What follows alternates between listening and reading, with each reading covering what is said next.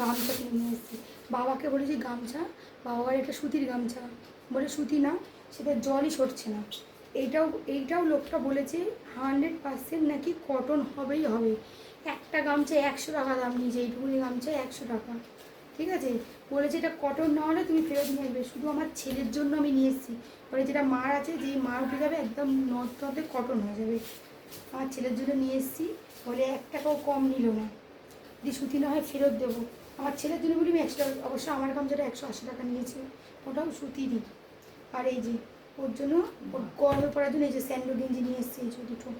এই একটা হালকা হালকা কালার নিয়েছি, লাল ফাল ভালো লাগে না।